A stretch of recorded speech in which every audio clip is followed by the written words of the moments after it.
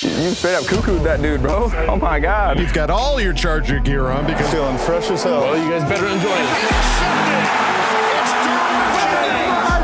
The fans loved it. You have to love what you're seeing on tape if you're a Chargers fan, especially for the future with Justin Herbert. On the move and throws and touchdown. Do this together. Players, coaches, staff, fans, together we can create something truly special. Stay tuned for some good content.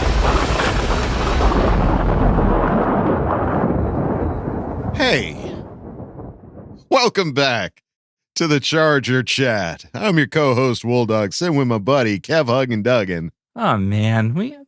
Football just happened, man. That's great, right. man. It's Victory Monday for us, but let's not forget go. Kyle, the coach, Duggan. Watching those all-white unis out there. Darius Davis just flashing around the field in his all-whites. That's a pretty thing. Dude, What a game. I mean, granted, yes, it's preseason, but who cares? I don't care. Oh, God. If so we much. lose, I go, oh, it's preseason. If we win, it's a Charger W. Yeah. Not only and- did we win, it Oh. was like, we'll get into it later, but it was consistent winning throughout the game. We'll talk And it about was it against the Rams in their house. In their house, yes. So much to talk about this week, folks. We've got a Craig experience, a fan focus, an Ask Boltfam, a Bolt insight Uh-huh. that is the biggest Bolt insight I think that we've ever had on this podcast. We should probably mention it. I don't want anyone to leave. They're like, oh, wow, these guys are, it's just, they don't sound very funny today. Let's close this window right now. It's your segment. I can't steal your thunder. It rhymes with Schman Schmonio Schmates. Wait, yes. Is it someone that played college basketball? Yep. And I Oh. asked him about it. Antonio Gates is here. My goodness. It's folks. unreal, dude. I was Hall of Famer. the amount of Antonio Gates. panic I had in the lead up to that was unlike anything I've That's ever our first felt. Hall of Famer on the show. Yeah, it's unlike, and it was just crazy, man. He's so nice, and it's gonna be. I think you guys are gonna like it. I can't wait. So cool. I can't wait. So let's waste no time here, folks. The game happened. But prior to the game, we heard about Joey Bosa bulking up, apparently. Chargers outside linebacker Joey Bosa says he's eating absurd quantities of food in an effort to gain weight this offseason. Yeah, I gotta get my preseason on, get warmed up. I've been bulking up for the season. Yeah. If Joey's doing it, I'm doing it too. I guess Bosa said he eats 4,500 to 5,000 calories a day and is trying to bulk up to get stronger and harder for offensive linemen to move. He says eating isn't really enjoyable these days. It's more so just part of the job. I was able to stay consistent with all the things that I normally would do, but the key to gaining weight is just to eat a lot. Eat way more than you want to, and it's no fun a lot of the time. But he says he's feeling stronger, so I wish he's got I could that going eat for him. a ridiculous amount of food and walk out of there feeling like, yeah, dude, I'm feeling way better than I did. Nobody's before. gonna move me. Yeah. No, I'm usually like either you have to run to the bathroom or I'm on a couch like, ugh. The problem is he's not eating like good food. He's not eating like pizza and hamburgers. He's eating like clean 45,000 calories. Like Yeah, eight, that like eight probably really boiled isn't fun. chicken breasts. just eggs and chicken breasts and rice and plain pasta. And it's like you're just shoveling it in to fuel your body.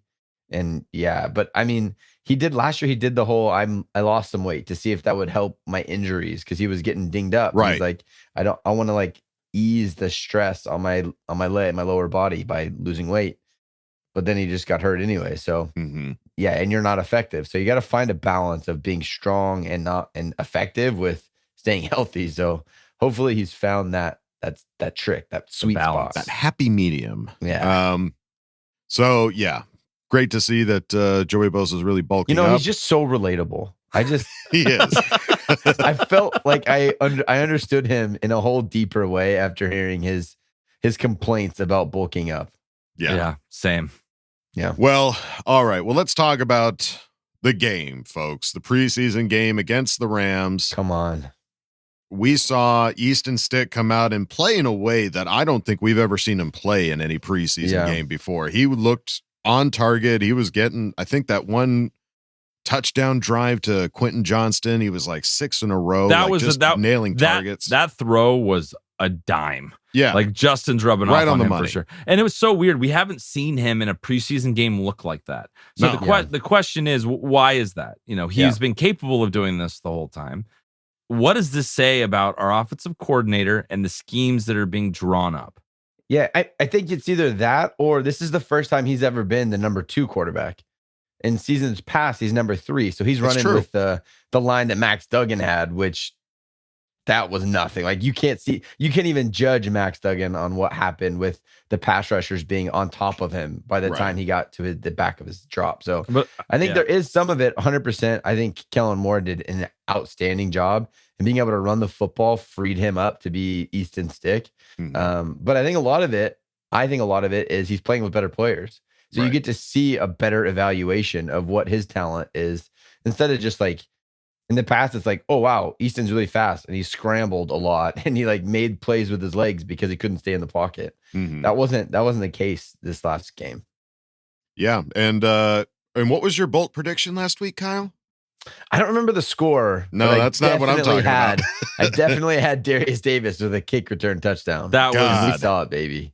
Dude, the amount of like confidence, like just when he caught the ball and he's just like moseying and then boom, took off. Yeah. Like he's just so ready for this time, this position he's stepping into. It was just crazy to see that happen. Not only it happened his first game, but like, holy shit, like what does this mean for the future for our return game? You know what I mean? Yeah. If our defense can pin them back like they did, because that punt happened because they were so far pinned deep that they had a lot of field to try to make up. So they tried to boom one down there. And if you give him space, again, that just goes back to the defense and putting them in a bad spot. But yeah, watching him like set up his blocks with that little slow hesitation. Yeah. And then that cut that he made right out of the, like, that guy thought he had, the Rams guy thought he had him dead. He was like, I got this guy dead to rights. This is going to be my highlight hit. Right. No, you don't. And then, shoop, shoop, he was gone. Right. Up the sideline. And that poor punter had zero chance of even touching him.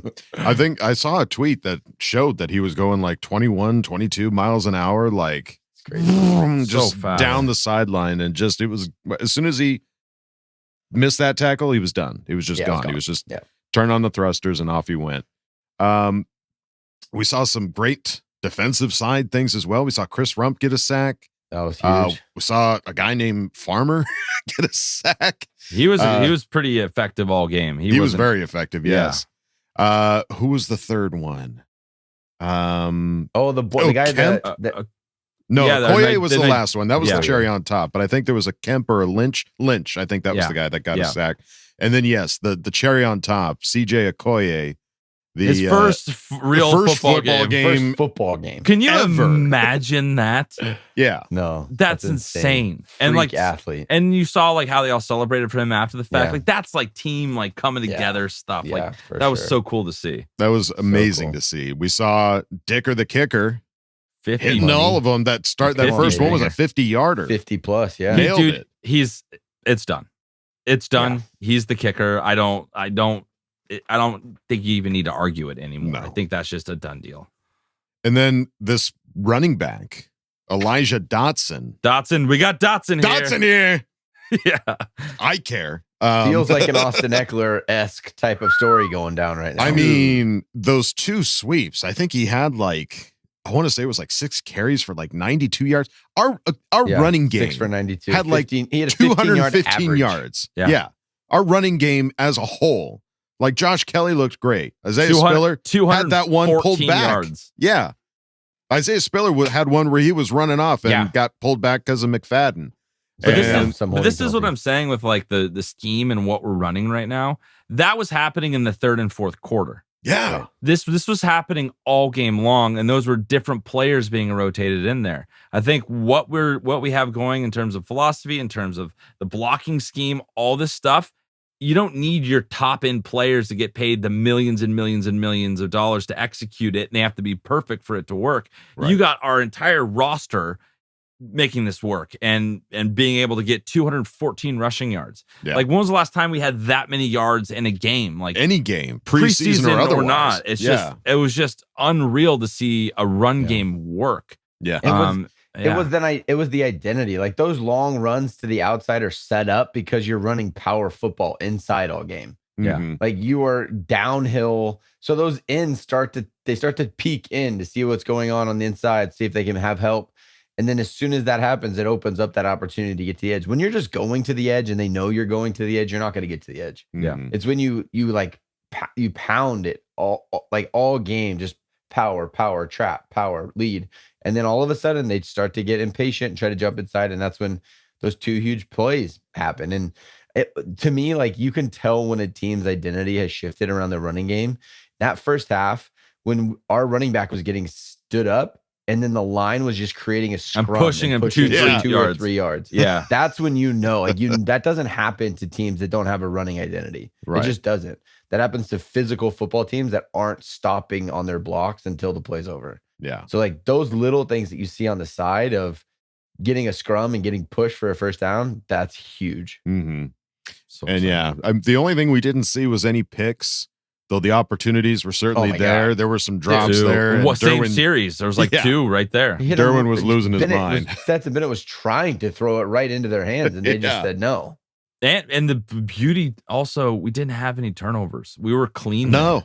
We had a lot of penalties, and there was a lot of like special teams penalties specifically, and some there's some questionable defense. Like, when you got later in the game, some of the cornerbacks had some getting picked on. I'm not going to name names, but I don't think that guy's making the roster at 35. But it was unreal kind of how clean that game felt. So I feel like we're already ahead of where we were beginning of last year, getting like formation penalties to lose us the game. You know what I mean? I think we're past that, and we've blown past that, and we're going to be so much better this year on offense. Yeah. I mean, even for a preseason game, to have them win 34-17, that's a great score. Yeah. That's just depth. Like, we don't win preseason games because we usually are not don't have the depth at all. Yeah. It's like, as soon as our 2s, 3s start to come in the game, it's like, all right, well, this game's over. Yeah. But it was just our backup, so that's okay. It's they kept the foot down and kept going. It was the most fun preseason game I've watched in a long time, and the quality of football was maintained. It wasn't like you were saying, Kyle, like a huge drop off. It was a consistent football game. Yeah. And it was just the only one part that worried me was I felt like the offensive line dropped when it got into that fourth quarter, third quarter. Like, Max Duggan was under. He was running for his life. I think the few that I saw were Foster Sorrell. He let up 2, get right by him. So that's not depth. That's your backup guy. So I'm hoping that's more of just like mental brain fart and less like, this guy's not good enough to play. Right. That's my hope. Fingers are crossed. That's the shamelessly positive take. That's right, baby. Well, the one guy we know that isn't going to be making the team is Larry Roundtree. Unfortunately, the Chargers have waived Larry Roundtree. Sad to see him go. And then in regards to Darius Davis's punt return, Staley had a quote on him saying he was ball secure. He was decisive. And then he finished it, and I think you saw that elite speed that he has. That's why we did draft him, for that game-breaking speed, but he's still got to earn our trust. Yeah, interesting. I mean, that's good. You got to be consistent. Like, you can't just have one good return and then that's it. I think he's like showed us what we hope for. Like he said, like, that's why we drafted him. Like, that's the expectation. That's what we brought him in here to do. Yeah, and now he's just got to continue to do it consistently because that's the NFL. Yeah. The confidence is high, though. You're coming out your first game as a Charger, you do that. His confidence has got to be there, and you need that as a returner. You have to have confidence. How about our rookies? Just insane. You know, like all the TCU guys scoring. Elijah Dotson just 2 tutties. It's taking it over. They went off. Yeah, Elijah Deion Henley was getting. He was breaking up passes all over the place. Deflection. He was making tackles. He was in almost every play. On that first drive had a big hit on the quarterback on Ripien right at the beginning. Mm-hmm. I mean, he didn't get a sack, but the pressure was there right away. Yeah, he's strong. So it was cool. Matlock was a little bit unseen, but you're expected out of a defensive tackle. Sure, he was chasing. Go back and watch the film. He had one where he was chasing. He like did it. They stunted. And he started chasing him him out, but he was taking double teams. I watched it again today. Yeah. He was taking a lot of double teams on and like not going anywhere. Yeah. He's a very strong guy. So he's a backup, and that's awesome because I can see him like earning a bigger role as the season goes on. That is the hope. So what were your favorite moments? Do you guys have a favorite moment from the game? Kevin? If you could pick just one.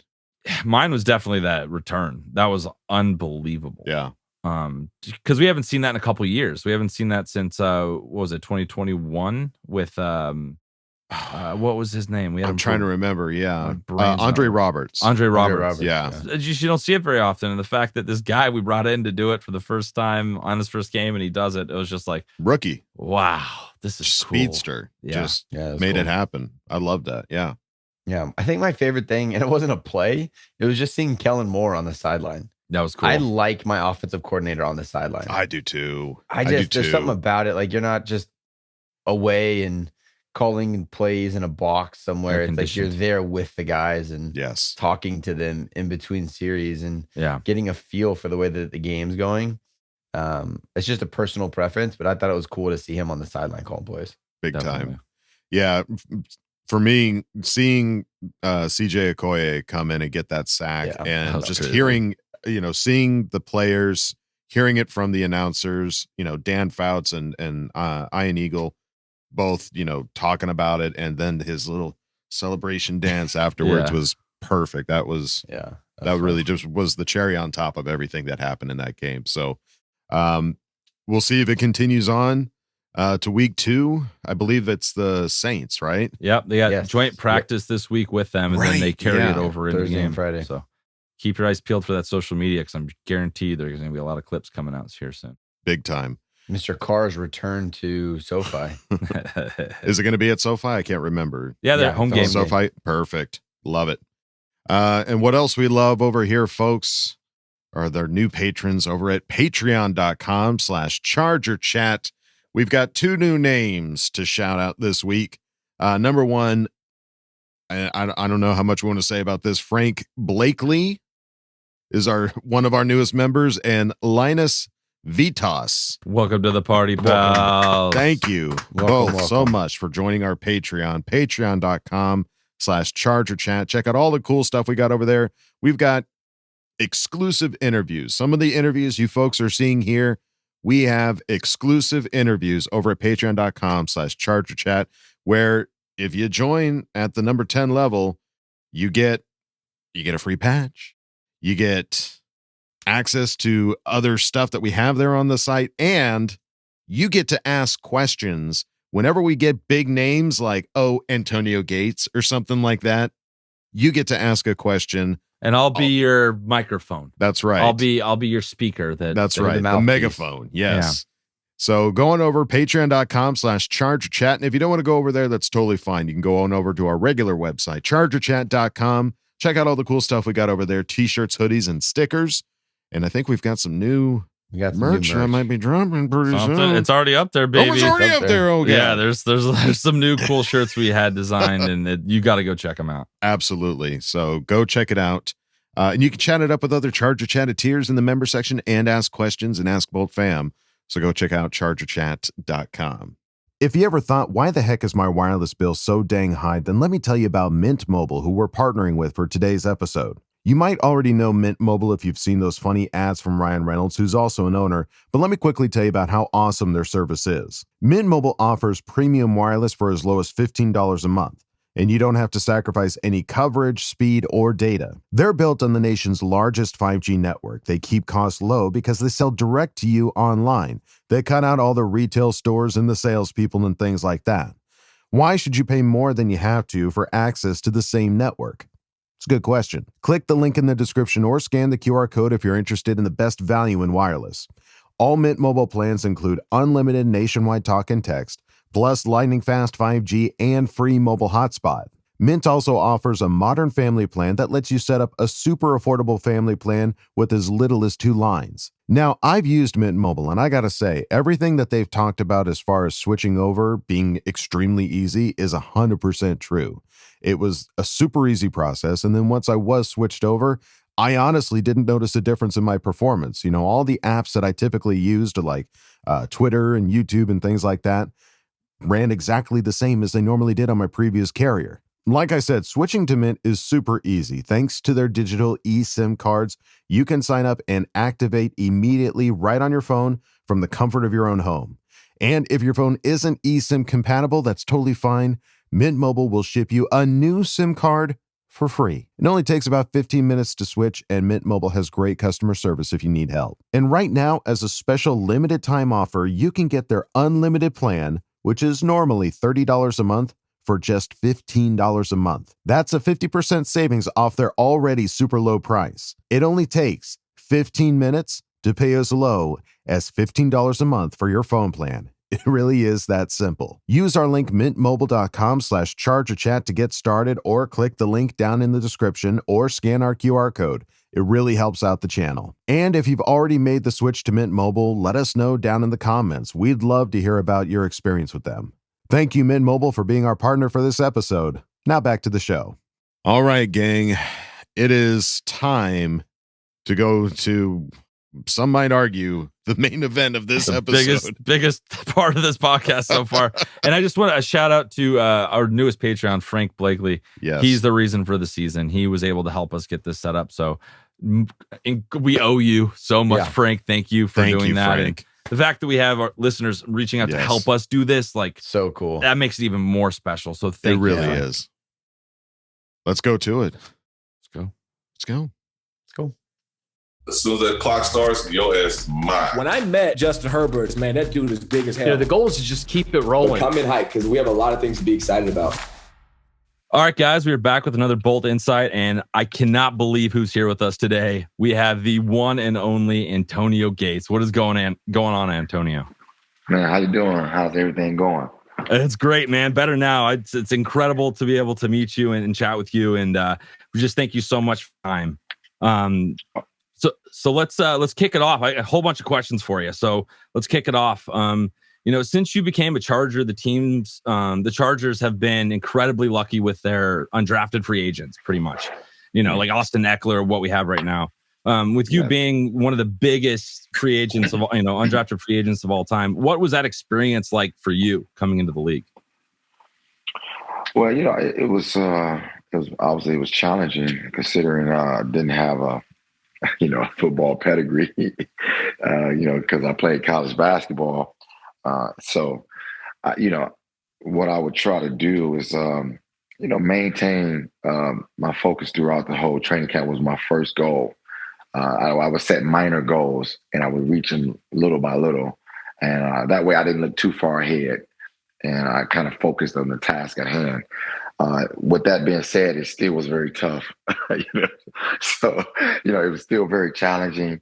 And, I think, when you think about someone being lucky, obviously I think I was very lucky. But I felt like, it was a combination of like opportunity, meeting, preparation. I was prepared for my opportunity when it came, and I made the most out of it.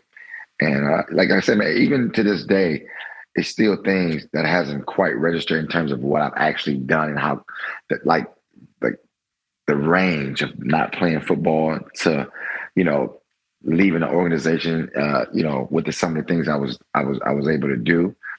So I just know that, I haven't quite wrapped my head around it all, even to this day. I just be like, wow, that was me. I'll be watching film and be like, wow, I actually was able to do things and accomplish things that so many people in this world would love to have an opportunity to do. So I was very thankful to be a part of the organization for 16 years. And we were too. That's 100%. And I want to go back a little bit. You mentioned, not playing football in college, and it seems to me like you probably could have played any sport you wanted in college. It seems like why basketball specifically, and maybe not another sport? Well, basketball is my first love, and I had so much skin in the game with the sport, and it was just. It was just something that I just enjoyed doing, something that I was able to do and work on by myself. Unlike football, it ain't like I can catch by myself. I can go to the gym, shoot around, work on my game. I've always felt, basketball was something that I wanted to do since I was a kid. And football was just, something I was very natural at. And I just took the idea of the work ethic and, that I put in basketball, and I added it to the game of football, which you can actually add it to life in itself. Like I said, I was taking it step at a time, phases at a time, and I was just constantly working on my craft to get better and better, never staying complacent. At no point was I ever complacent. I was always looking for the next new niche to become a better player, but better leader. And it got me to 16 years in the National Football League. Yeah, absolutely. And it's so cool because you got to play with some really amazing quarterbacks, and, starting with Breeze and then moving over to Phil. Like, what was it like to the camaraderie and like being, becoming friends with those guys and kind of creating chemistry to, have them help you do what you were able to do in 16 years in the league? Well, I mean, you're asking about two of the, better quarterbacks that ever played this game. And I was definitely fortunate enough to experience those two guys. I would be, I don't want to miss out on Doug Flutie as well. I had a pleasure. That's right. Sorry, Doug. My apologies. Right. I had a pleasure to play with Doug Flutie too. So, like I said, it was just one of those situations where at the end of the day, I was very fortunate to have a guy like Drew Brees, who started off my career and, kind of set the tone and what it's like to play quarterback for the, Chargers. And then you add on a guy like Phillip Rivers, who actually finished my career. I mean, you're talking, in my opinion, 2 Hall of Fame quarterbacks. So, I was very fortunate to have that experience, which ultimately taught me certain elements of the game that I was unaware of. So I'm very excited, and I was very fortunate to have somebody like that. That's awesome, man. And last week we were lucky to have Sean Merriman on, and we asked him about Phil. There was a picture that came up of them in college going face to face and yelling at each other. Yeah. And every time I see it, it makes me laugh when I see that. But it made me think when you were coming on, if you had any fun moments with Phil like that, maybe not in the negative like him in college, but in the positive for the Chargers. Oh man, we got Philip had history that lasts a lifetime, and it's like that brother love. Obviously there's a brotherhood in that locker room, but I think we epitomized that with the idea of what we did for so long collectively. Our lockers were next to each other, and it's funny because you get a guy from Alabama who listens to Johnny Cash and wear cowboy boots, and you get an inner city kid from Detroit who listens to hip hop. We are so different in that regards, but I think for the most part, what we wanted out of life was the same. What we wanted out of the game of football was the same. We wanted to be the best at what we were doing. We wanted to win. And I think that's where that's where our continuity, started, is because we knew what it was, what it takes to be the best. And we was willing to put in that effort. And I can't even tell you the stories, man. We had so many stories. I can tell you one now. I remember Philip was like, this is just coming into my head right now. I remember Philip was dressed, and he had like this, I don't know, like this coat on, this jacket, these boots, and he had just got this huge contract, right? And I remember Stephen Cooper was just like, man, you just like you work at a barn and you got all this money. So it was just like so many times that these things occurred and so many situations where we had fun and laughter. I just can't, I wouldn't trade it for nothing in the world, to say the least, man. It was so many great memories that we had. That's awesome. And then it's talking about quarterbacks. Would love to get your thoughts on the newest Charger quarterback, the new big contract. He's similar deal, signed in t-shirt and shorts, similar kind of energy as Phil. Yeah. What are your thoughts on Justin being the Chargers quarterback? Oh man, we definitely. I mean, I don't think that's surprising to nobody in the National Football League, let alone to our organization and to the guys who stay close to the Chargers. I think that was something that it was needed, and I think it's the thing that you have as you want your leader to be very comfortable, and I view him as the leader for that team, and he's done some remarkable things so early on. I can't imagine him, a couple of years from now, with the repetition and the knowledge that he will have at that point. So I thought it was just a great sign And I thought we got our franchise guy. We're going to continue to sell tickets as long as we got a guy like Justin Herbert throwing the football. Absolutely. Because took my money for season tickets. I definitely renewed for sure. And, just your thought on that, you're definitely been a part of whenever they have special events, you're definitely still a part of the Chargers organization, part of the family in a certain way. What is that like? And, staying, part of the team? Well, it's fun. I think at the end of the day, it's all about having fun. And this is definitely fun to be part of the team. And I get a chance to have a different perspective. Obviously playing, you have one perspective and you see things a certain way. And then now when I'm outside and looking in, the crowd noise and getting to mingle with and I always felt like that was something that if I had to change when I played, I would probably indulge myself with the fans more.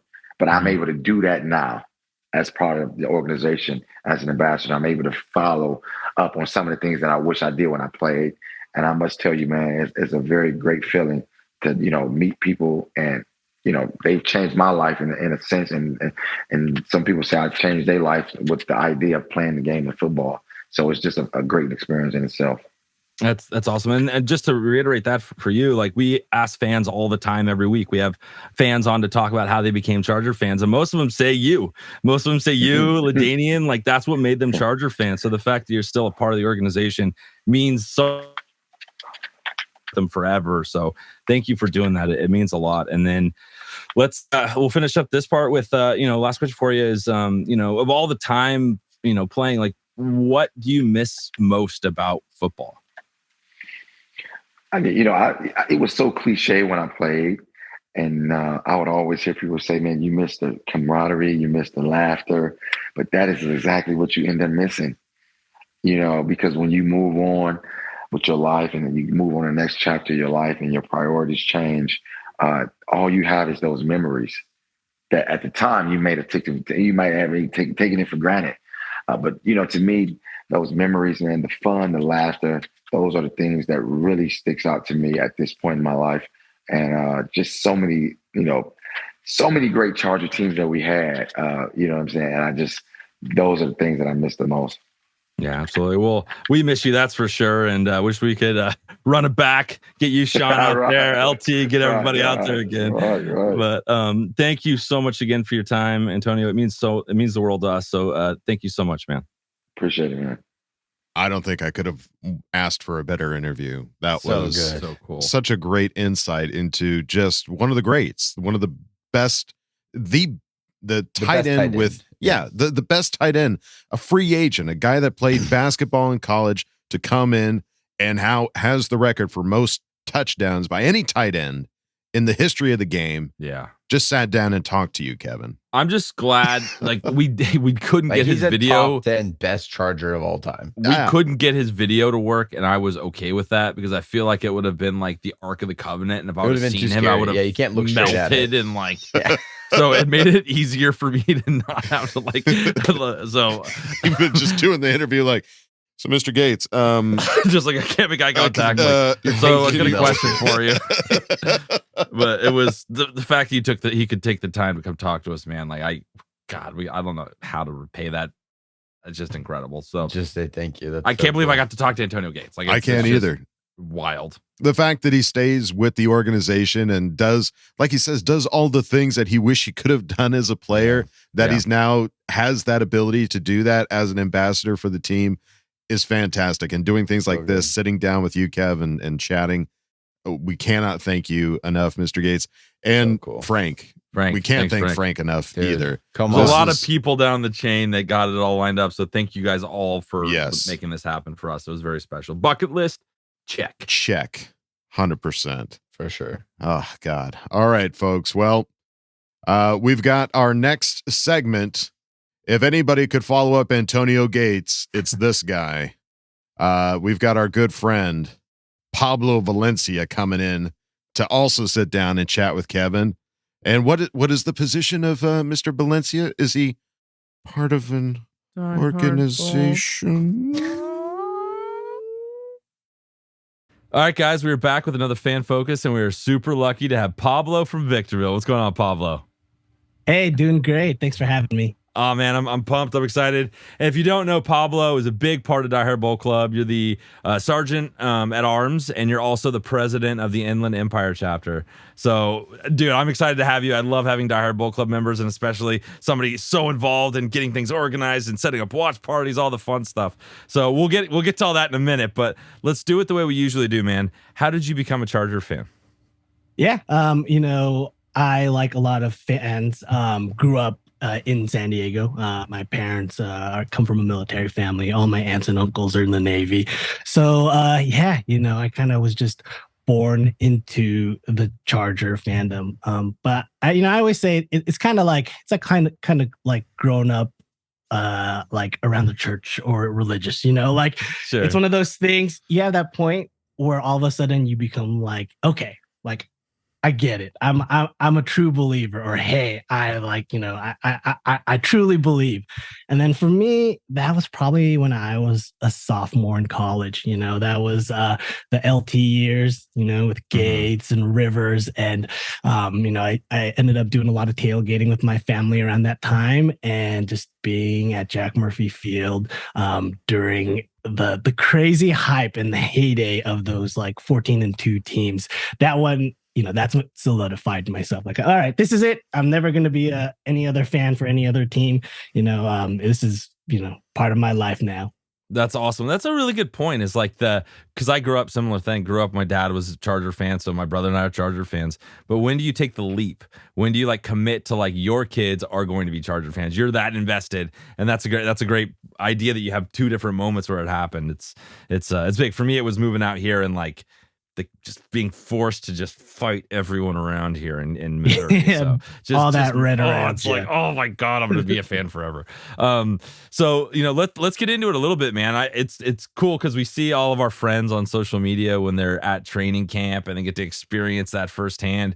You've gone multiple days. What's it been like at training camp? What's the vibe like? Like, what did you experience? Yeah, training camp for me is probably one of the coolest things about being local to Southern California and being local to where the Chargers host training camp. So for me, I'm actually not that local. I think I'm about a good 2-hour drive each way to training camp. But being up close and seeing the players like practice in front of you and just I love it, and then a lot of times the players and coaches will sign stuff afterwards. And it's one of those things for me, it's like a core memory when I was young, because I remember going to training camp and just seeing these like mammoth mountains of men just like practicing and playing the sport that I love. It was always really cool. So yeah, it's been awesome. I get there super early just because I like to be at the front of the fence line. You get to see a lot of familiar faces in terms of Charger staffs, fans. It's wonderful. It's like going home. That's how I tell my wife. Yeah, that's awesome. It's so cool to see like each year, because I remember we started this podcast right when we moved to LA, and the turnout wasn't that great. It wasn't that crazy. It seems like each year there's more fans. They're more intense. There's so many new personalities in our fan base. Die Hard Bowl Club, all the stuff you guys are doing. What are you seeing kind of with our fan base, having been to so many years of these training camps? What's the change been? Yeah, I remember the first year at Costa Mesa, and it was one of those things, you could come right when gates opened at 8 a.m. and, there'd be plenty of seats, not too many, gaps in the fence autograph line area. But now it's like one of those things. I think for the first day of training camp, the first person in line lined up at 3 a.m.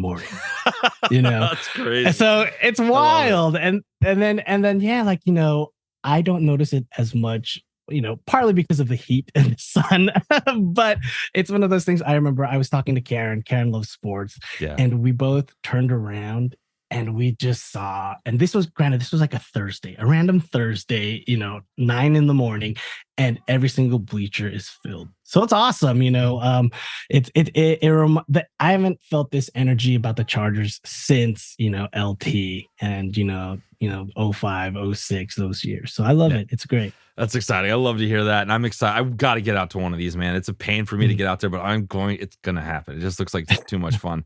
And it's cool. And also another thing that I saw, it was a couple days ago or yesterday, was Tom Telesco rocking the DHBC t-shirt. It's kind of become like a tradition of him wearing that. So what's the connection? Like, how did the Die Hard Bolt Club and like the organization come so close, and are you working so hand in hand? Yeah, it's one of those things. I think the Chargers really enjoy our group. We try to be as respectful at all times. We try to, if there's kids behind us, we try to bring them to the front. So, we've kind of built a relationship with the Chargers. And I think it was about maybe 5 years ago. Tom still doesn't know how he gets the shirt, so I'm gonna leave it a little mystery. Exactly, on his desk one day, they're just there.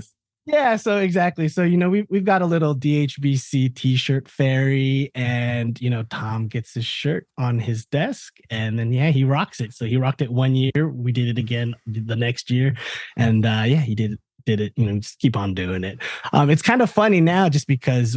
We love everyone in the Chargers community who's positive, kind of like you guys, and who's uplifting and does so much. So, when we make these shirts for our members, we say, hey, like, we want to kind of give back to those that support the Chargers. So we had a run printed out for Haley, Matt Money Smith, Chris Hare, the photographers, people in media like yourselves. And it was funny, it just happened. We got in touch with we were able to give it to Money first, and he was kind of showing it to everyone because he was the first one to get it. And he was working with Tom, and they were trying to figure out who the characters were. And if you haven't seen it, it's all our home opponents. But someone in the Chargers organization kind of told me Tom was just kind of like, oh, as more and more people got their shirts, he was kind of bummed. Yeah, he was kind of like, where's mine? What's going on? And all that. So it's fun. I think I love that. I love that idea of Tom just like sitting at his desk like, I want my shirt. Just like not happy about it. Yeah, I sent a couple to a few of the event people, some of the people that we met at draft, just like as a thanks from us, and I mailed it to them, so of course they got it on their desk, and people in the Chargers organization were saying, Tom's been asking when's he gonna get his shirt, and I was like, well, I don't know, we'll see what happens. Maybe he will get one this year. The T-shirt fairy, we're relying on that person to drop it off. Exactly. That's awesome. And we had just want to quickly say we had so much freaking fun with you guys at the draft. This last year. Oh my God. It was like Top Golf and parties. Oh my God. It was amazing. But it was wonderful. We'll keep, what happens in Kansas City stays in Kansas City. So let's talk a little bit about Die Hard Bolt Club. There's a lot going on with the club. It's expanding like crazy. People message us all the time. Like, what chapter should I go to? Like, all right, well, I don't, you could talk to this person, but you guys you just did something recently that kind of helps the whole process. So tell us a little bit about that. Yeah, definitely. For anyone who's possibly interested on getting more information about the club, we recently launched our website, so you can go to diehardbolt.club. Or .club. I like that. .club to keep it short, or you can even go diehardboltclub.com. It'll all send you to the same place. But we've got a map there that kind of shows where all our chapters are at, and really you would just apply to the closest one there. If you we have some members who kind of spend time, half the time in one area and half the time the other. Usually just message one of them and we can work something out. You don't necessarily have to always, be a member of the chapter if you're living somewhere else most of the time. But I think I'd say 80% of our chapters have some kind of online application you can fill out that just sends your information to whoever's in charge for recruitment or applications, and then they'll go from there. Hopefully someone should reach out to you. If you don't hear anything, you can always message me on Twitter, Instagram. I'll try and see what's going on. But we've got so many chapters. Each one is kind of ran ran and led by its own, leadership team. So it's kind of like franchises. Not every single one runs the same as another chapter, but we're all kind of have like those same goals, same kind of awesome. I guess, thing. The hearts are all the same. The diehard for the Chargers are all the same. It's the commonality. Exactly. And what are some, people are always like, what's Die Hard Bolt Club all about? Like, what do they do? What's up? Like, so what are some of the common misconceptions of like the Die Hard Bolt Club, or what we do as a club? Yeah. We're like anything. We're first and foremost a fan club to support the Chargers. I think what we get asked the most is probably, one, how do we join? And two, is there like a membership fee involved? Do you pay dues at all? Luckily right now, there are no dues, for our club. In the future for chapters, some have, they've kind of tossed around the idea of possibly charging their members dues, but we doubt that. For the most part, the clubs kind of run themselves, and they're able to kind of fundraise on their own. But yeah, the main thing for us, our main goal is really bringing Charger fans together. Especially, like 3-4 years ago, I want to say it was kind of rough to be a Charger fan, Sure, and I remember having to go to a sports bar to watch, the away games that were out of market, and maybe there's 1 or 2 fans, Charger fans, if that, So kind of the great thing about Die Hard Bolt Club is, you get to kind of meet like-minded fans. When the highs are high, it's great to cheer with someone, and when you need that pick me up, like at that Jaguars, we can kind of, misery loves company is something that we like to say sometimes. But for us, really kind of for Enrique, myself, Matt, the leadership group of DHBC, kind of our goal and vision is, we're a club, we're a club of misfit fans, whether you're a young fan, an old fan, regardless of your race, gender, sexual orientation, religious, political views. Like, if you're a Charger fan, we welcome you. You're one of us, and, we don't tolerate any type of bullying or any type of harassment. And, whether you've been a fan for, like myself, for more than 20 plus years, or, just started following the team now, like, hey, you're a Charger fan, that's awesome. What can we do to kind of exactly, what can we do to like enhance your game day experience? And that's what it's all about. I think just creating a welcoming environment regardless of who you are, where you're from. That's awesome. And I think it's so important, the community aspect of football. And like, that's what it's about. It's about bringing your, family members together, people that you become family with because of this. So that's why, we were so excited to join Die Hard Bolt Club, just because it has the same values and what we're all about, why we started this podcast. So it was like perfect. So, so thanks for sharing all that. And then, back to the team, man, what are you looking forward to this year? There's so much going on. What do you want from this team? Every year there's something going on, but really for me is I'm excited, and just being at training camp, like, you can kind of see it, like the team, they're angry. Like, even Justin, that first practice where he was like, hey, you guys shut up, let me finish, and I really think it's because of how bad things ended last year and how so many people have written off the Chargers. Even today, granted, it kind of doesn't count because this guy's a Miami fan, but in my group chat for my high school football team, he was just saying like, well, like, can you believe they paid him? He's the highest paid NFL player, but he hasn't won a playoff game. And I was just like, well, it doesn't matter because you're a Dolphins fan. It doesn't matter. But no, like, I really feel like this is like the turning point in what solidifies, like, that we're here to like come and wreck house, and I read something like, the 05 Patriots team, they had that 21-3 blown lead in the AFC Championship against the Colts. And then the Colts ended up, 2 games later winning the Super Bowl.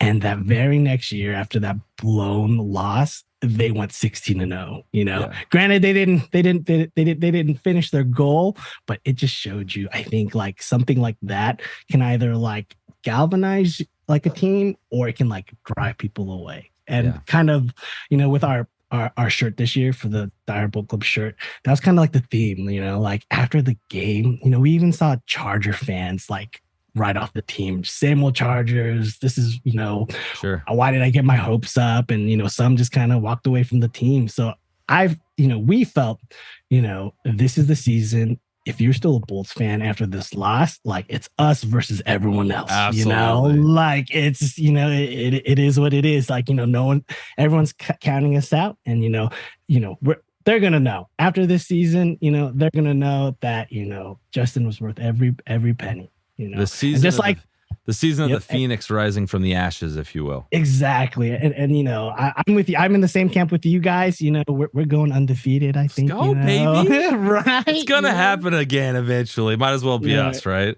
Yeah. So, we'll adjust the win-loss, accordingly throughout the season. But for me, I think we're gonna win every game. There isn't a reason why we can't. No, there's no reason that. Hey, I go into every game thinking I'm going to win. I don't go watch a Charger game thinking, I don't think this is our day, boys. Nope, that's not me. We're winning every game. That's just how it goes.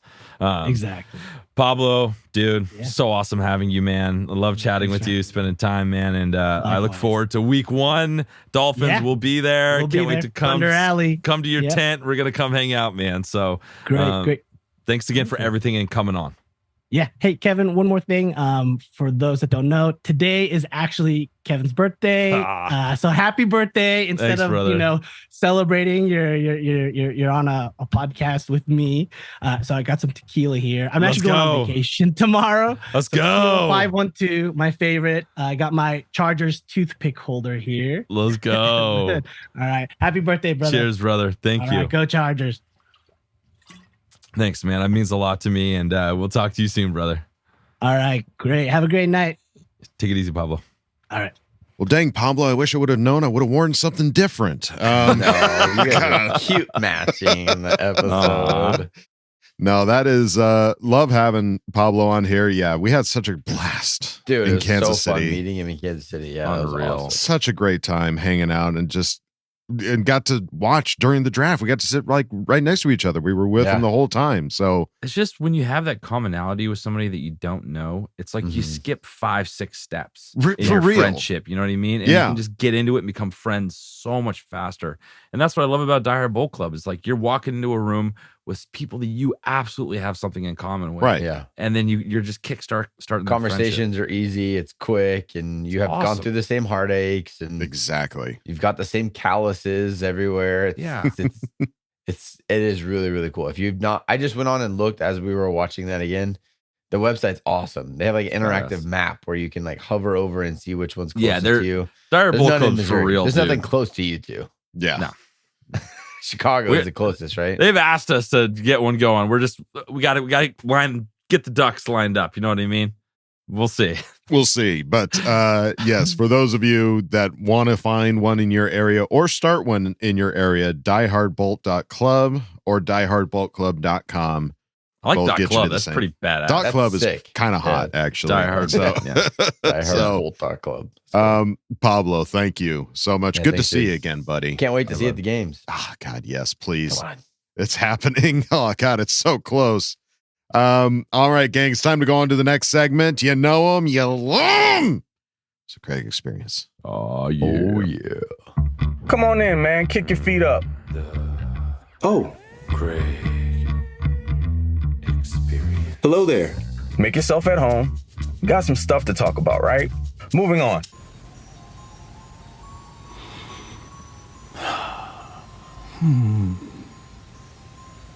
Oh, hey. Pardon me. Just sitting here, reminiscing on Saturday night's preseason performance. Got to see a bunch of backup Chargers play some high-level, well, better than backup football. Which is a little bit of a shock, because We're not used to that as Chargers fans. If the starters aren't in, and especially once you get past the second string guys, things have a tendency to get pretty ugly. But not this past week. There's a lot to be encouraged about. And so let's chat a little bit more about that. I'm sorry, guys. I just so caught in my thoughts that I forgot to say hello properly. CC gang, the biggest of salutes, and to the rest of the Bolt fam, what is good? It's your guy Craig in Texas, and welcome to this post week 1 preseason game edition of the Craig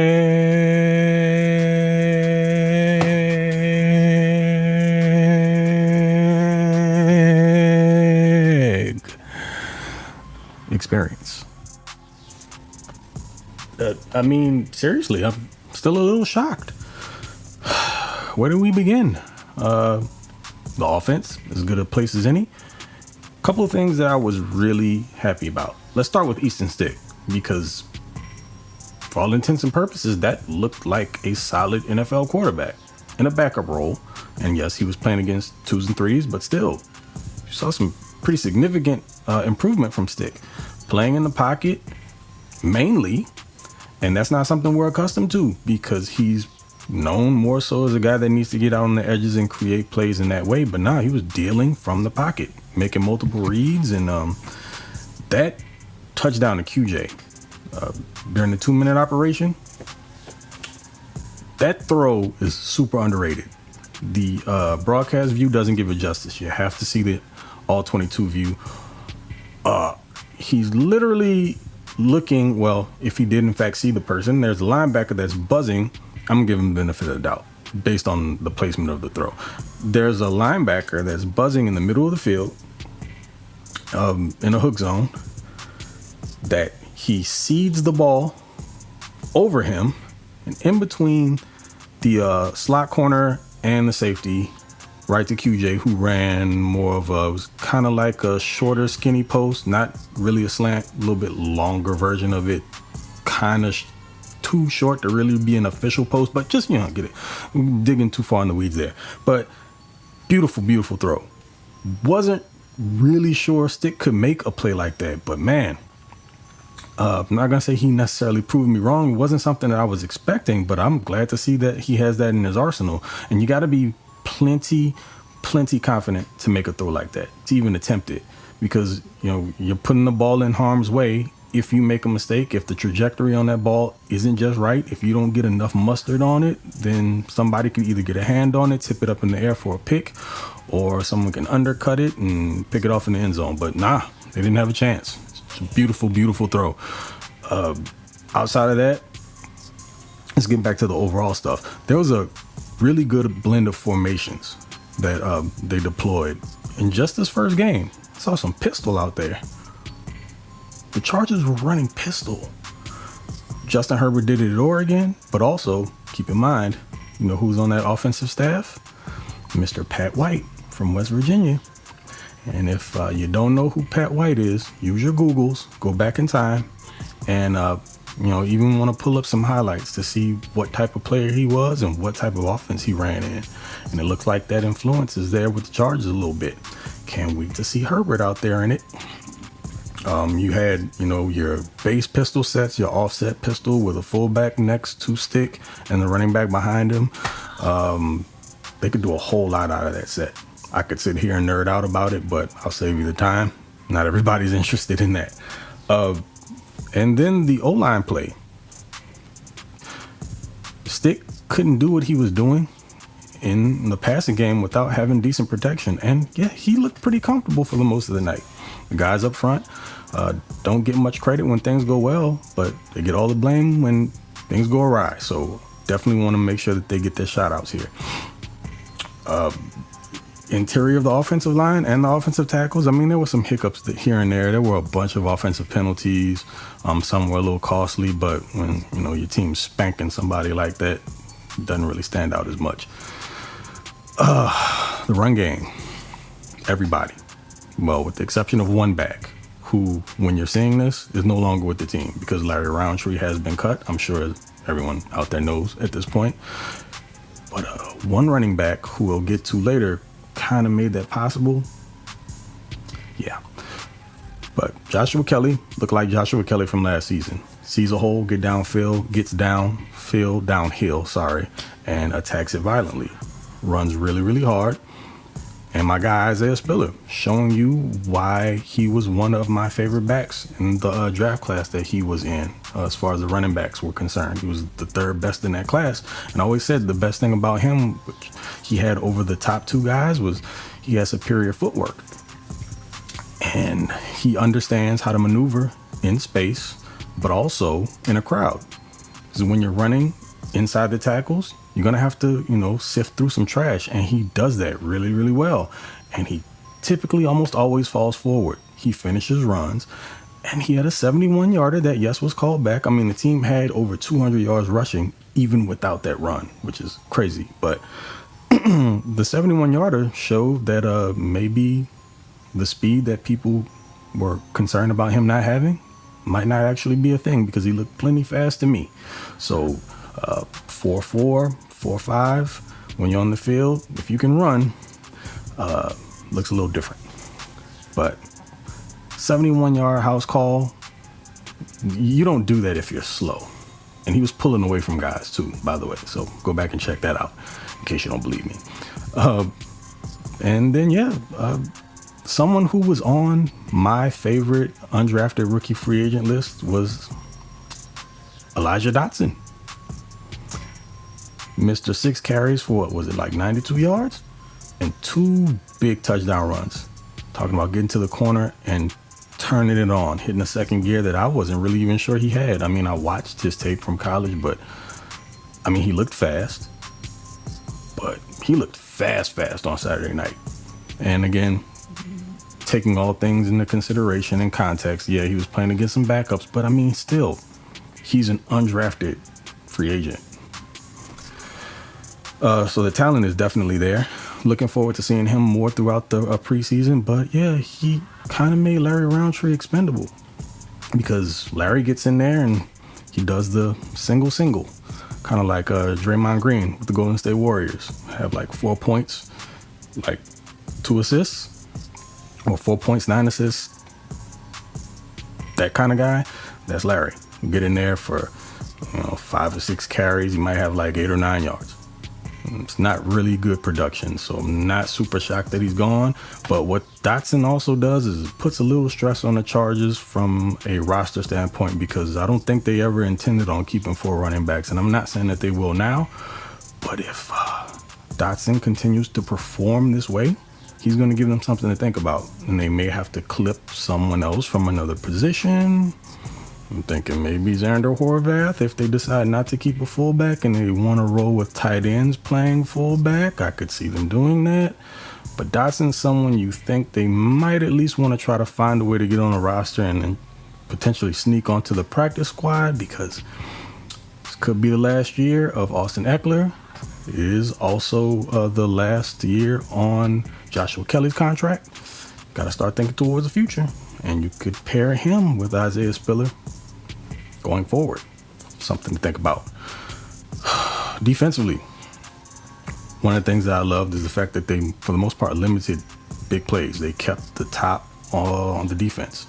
No real explosives to talk about, except for maybe one passing play. It was more of a slant that they allowed to get in between the corners and the safety over the linebacker right in that gap. So it broke for a little bit of a long reception. But other than that, not a ton.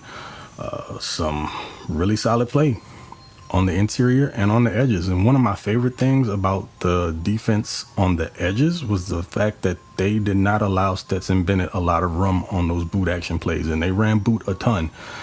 And Stetson was kind of running for dear life on a few of those.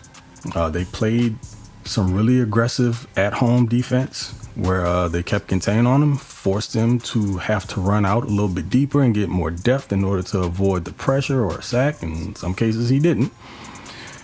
And made it a hard night for him. And a couple names that stood out.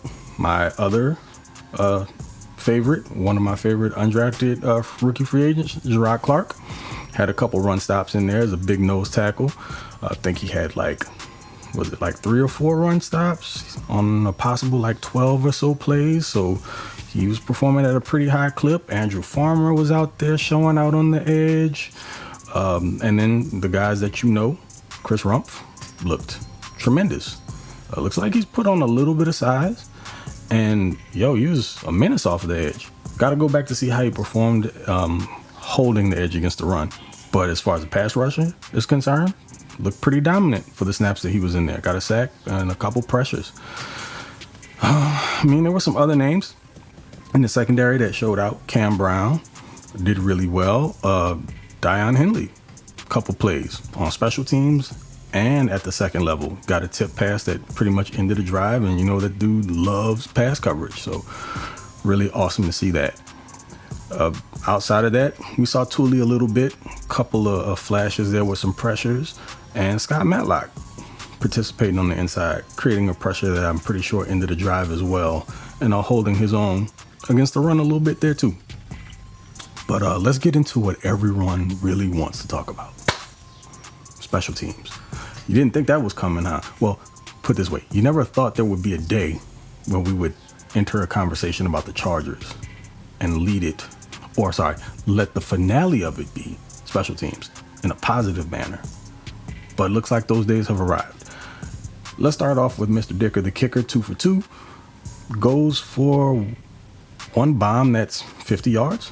And we know that's kind of the bugaboo with him. Once you get beyond 49 yards, practically anything goes, but he's looking to stave that off and he's improving. So got to be happy about that. But the man of the hour. Oh, yes. And I feel like I'm patting myself on the back a lot here, but I just got these right. It just worked out this year. The man that not many people were super enthusiastic about when the draft pick happened in the 4th round a few months ago. Darius freaking Davis. That's right. Mr. House Call. Working on a nickname for him. But for what we saw on Saturday, dude looked like he was running in the Matrix. Seems like everything slows down for him once that ball is in his hands. And he meant it when he said it. Anytime he touches it, he's looking to house it. And even before the 81-yarder, there was one that looked like it was going to go. But man, the Chargers have not had one of these guys in quite some time. Darren Sproles, Tim Dwight, the most recent that come to memory. But Davis just looks like a natural back there. He even got in on a couple offensive plays and 2-minute offense before half, and he kept that drive moving along. He was an integral part of it. So anything he can provide on offense above what he does as a returner, icing on the cake. But man, I'm just having a guy like that, and you've heard me mention this a bunch of times before, makes life so much easier for your offense because, number one, he can get you cheap points like you saw on Saturday, and also he can help you with getting in plus field position. If you can start off in plus territory or just, decent field position to begin drives, it's much less stress on your offense, on your quarterback, and allows you to be a little bit more creative in your offensive play calling. And having an offensive coordinator that fancies himself one of those types of cats, couldn't ask for anything else. Darius Davis is going to be the ultimate complement to this team. And also you look at it from a momentum standpoint. Having a player like that explosive, you could knock the roof off of SoFi with just one touch of the football. So really, really ecstatic to have him on the team. Also, he's a Louisiana kid, so, near and dear to my heart. Me also being a boot boy, you love to see it. But other than that, man, everything went really well. Just kind of looking forward to the rest of the preseason and how those things go, and for these guys to have some repeat performances. And the Chargers have some quality depth, some guys that can step in the event that a guy goes down for a little bit. That's right up our alley because it's almost an annual thing. A couple people go down and it drastically affects the season for whatever period of time that they're out, especially when it's multiple guys. But if you got a few back there that you can plug in, that can step their game up and really, really take a hold of that next man mentality and perform, yeah, might be cooking with some gas, man. But yo, that's it from me. I rambled enough. See y'all next time. Got another preseason game coming up this week. Oh, against the Saints, I believe. So I guess I'll be going at it with family. But nonetheless, appreciate y'all for tapping in with me. You know where else you can catch me, over on Twitter. It's TOP. Oh, I'm sorry, it's X now. Whatever. TOP_FLYT3 on X. And also, Lightning Round Podcast, co-host over there. So feel free to check us out. But yo, till the next one, I appreciate y'all. And see y'all. Be good. Stay bolted up. Oh yeah, I'm sorry. Y'all know who I am. I forgot to tell y'all who I am in case you didn't know. If this is your first experience with me, I am also known as Mr. Bull Gang or Do Not Bang. That's right. So, again, catch y'all later. Take it easy. And, okay, love you. Bye. There you go, folks. Craig giving you just the full breakdown, just really nailing all the things. I mean, talking about formations. The pistol. The pistol. I saw the pistol and all what they were trying to do there, and I was like, "This looks different." I'm not used to seeing Chargers backfield doing the pistol. It was pretty cool, and making the connections with Pat White on the sideline as well. Like, just really connecting dots, man. If there's a conspiracy theory with the Chargers, he's got Craig's the string and the push pins. Yeah. He's connecting it all. He's been to Michael's. Yeah, and I love he's got some hodgepodge. And we love the nickname, Mr. House Call for Darius Davis, man. I like House Call. That's got to stick. Badass. We got to make that a thing. Yeah, I like House Call. So, Craig, thank you again for another awesome Craig experience. Man. Looking forward to the next one for next preseason game. But before we get to any of that, we've got ourselves our first Ask Boltfam of the preseason. Woohoo! Buckle up. Buttercup. Time to put your money where your mouth is. Hi, guys. Don't jam a thumb up his butthole. That's what you do. I wet myself in excitement. Oh, so hungry. Your thoughts are like totally appreciated. Catch you later, dude. Okay, love you, boy. That's right, folks. Time for Ask Boltfam. We start off at the top with Mr. Peckar, who asked the question. Well, my trip to training camp was today. I did everything that y'all suggested from last week's episode, and it was a blast. However, there were several best parts that happened today. One, I finally got to meet the broads in person. You know who I'm talking about. You know the ones. The brisket freaking broads. Today, after a long wait, I finally had the pleasure to meet in person Heather and Mary. Simply put, they're amazing. So nice, funny, and sweet. Also one, I met up with some diehard Bolt Club members, and they are always the best. You know who you are, i.e. baby. They even helped me into a section which I, never thought I would ever be able to, but also would allow for some great things.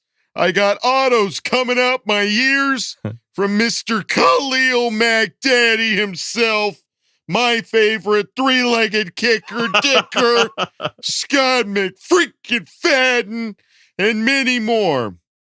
But with all this being said, let me circle back to you and ask my question. I come to realize that this podcast is the main reason for these things happening in my life.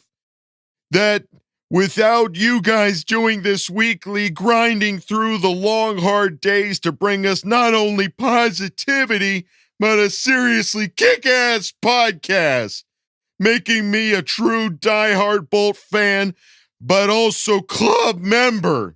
Did you guys ever think that this was possible because of what you do?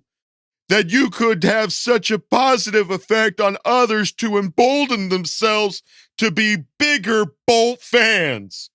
I have a suggestion for an extra slogan. Charger Chat, inspiring fans to become diehard. Seriously, love y'all. BTFU, FTR. Down by the river. In a van. Oh, Mr. Pekar, dude. Wow. I couldn't stop smiling there, man. That's the nicest thing I've heard. And no, so that's thanks, definitely never thought that we would do anything like that. We are three buttheads that just like talking about the Chargers, and we're hoping to build some community around the team that we love. Which it's awesome that's happening. The thing is, it's infectious sometimes. You know what I mean? Yeah. You get around people that are having fun. And you're like, let's do this. This looks like a lot of fun. So I'm glad we could have any kind of positive, impact cool. on you, brother. It means a lot to us. No, it really does. Hearing a story like that really does make all of this completely worth it. The 100%. Time, the effort. We've been doing this for 3 years. My Tuesdays are practically shot because I'm spending time, dude. Trying to make cut us short. What? We're 4 years, baby. Oh, we 4? Oh, yeah. I'm sorry. I'm getting old. I'm getting long in the tooth. I can't remember. It was the 1920s, I believe. No, that really does mean a lot to us. 5. Sorry. I don't even know anymore. We really appreciate it. Enjoy those autographs. He also put some photos on chargerchat.com under the Ask Boltfam section. So definitely go check out all the fun times at 3-legged kicker. 3-legged kicker named Dicker. I love it. He writes itself. Thank you so much for starting us off with Ask Boltfam. Let's move it on now to geranium soil. Certified fresh. Sale. Super fresh. I always know when he doesn't know how to pronounce it. There's a good chance that's fresh. That's an A. Geranium sale. Who asked the question? Why did it take so long to call the face mask penalty in last night's game? They usually stick with bad calls. Did something happen to get them to finally throw a flag? Well, when Easton looked at him and he was like, I can't see you. I mean, guys. I mean, come on. Yeah. Can you imagine if Patrick Mahomes had that face mask penalty and they didn't throw a flag? What that little it'd be on the nightly news. It'd be like breaking news, folks. It's just in. Stick was our just sweet like baby boy Patty. He's like, okay, I guess no flag then. Okay. Stick was just looking around like, no. That really was ridiculous. I was texting you guys. I was like, if there's no flag, that's insane. Yeah. I saw it and I'm in frickin' Missouri. And you can't challenge like face mask penalties. No. So I think it's good that they I'm assuming the head guy got on his mic and talked to the crew and was like, throw the flag. It feels like we missed something. Easton's face mask is askew. What happened? His face mask is askew. I guess that's what the preseason's for. It's not only for the players. These refs got to get their shit together quick. Yeah. That's what Dan Fats and Ian Eagle said. They were like, I guess the refs need a preseason game too. It's like, heck, guys, come on. That was the aggravating thing was like, you're watching it on camera and you're seeing both refs that are like staring right at it. No flag. Dude, how did you listen to that broadcast? I was stuck listening to the Rams commentators. I got stuck with the Rams too. What did you do? Explain. Have my ways. Oh, he did some sneaky shit. Okay. Well, I didn't get quite the experience. Okay. We're not going to get into that. But I got a question for the game week 1. I saw that Heather and Mary did the headphones and they were listening to Matt Money Smith and Daniel Jeremiah call the game while sitting in the stadium. Oh, are we going to do something like that? Why don't we just bring like fucking boombox? Bluetooth? Boombox. Just do a boombox. Say anything. Just hold it up. Done. Okay. All right. I'm in. Glad we sorted that out. Yeah. Love it. All right. Geranium Sale. Thank you for asking the question. Yes. Let's move it on now to Josh Rodriguez. See me on the other side. Will Dotson make the roster? Is he the surprise of preseason game 1? He's not certified fresh. I'm glad he could join. We made it to the other side. Everything's fine. Sorry, Josh. That was a late flag. I pulled it. It was a correct call. Throw the flag. That was surprise one of the game, most 100%. Oh, yeah. If we talked about what we were most looking forward to this game, who we thought were going to be like the breakouts, was not going to be. Was it Dotson? Elijah Dotson? No, it wasn't. And the fact that what he did on what limited amount of carries? What was the amount of carries he had, Kyle? He was only in the game for 9 plays. Yeah, 9 I think plays, he only had 6 carries. 9 plays. He was in the game. had almost 100 yards and 2 tutties. Like, and he looked like what Craig said. He looked fast. He looked explosive. He had 2 plays. I remember his first spin move. He was running through like the A or B gap, and he met into a linebacker, and he spun off him and got an extra 2 or 3 yards. Did the same thing on that first touchdown where he spun into the guy as he lifted him into the end zone. It's just like football smart. It's just he knows where to put his body to be in the right place. Yeah, it just feels like a little Eckler, like Eckler creepy adjacent crawler. Like you just make a mold. Now you have Elijah Dawson. The squirmy and wormy and purple and green, the grossest little things that you've ever seen. Wait, hang on. Is that the real? Creepy crawlers. It is. That's the actual song? He had it memorized. Yes. Whoa. Dude, I vividly remember doing creepy crawlers with my grandpa. Listen. Like I would go to his house and the little like easy bake oven that you do creepy crawlers. I had one too. That was in our prime. You were 6 years behind us, so you were like a lot of things up tail end here of that being cool. that don't mean anything, but that's one of them. I just popped it out and dropped it there. Good, dude. You're welcome. Really good. But I mean, in the post game, I heard them talking about Elijah Dotson. Like he's a gym rat, just loves playing football, gets after it. Sounds a lot like Austin Eckler. Yeah. You know, like this is a really exciting development. Does he make the roster? That's tough. Like we're not going to carry 4 running backs on. I mean, we definitely roster. just kicked Larry Roundtree, so he's moved up in that regard. Yeah. Made quite the statement after that game. It's the Hunger Games for Dotson. He's like kind of moving up a little bit each game. We'll see if that happens.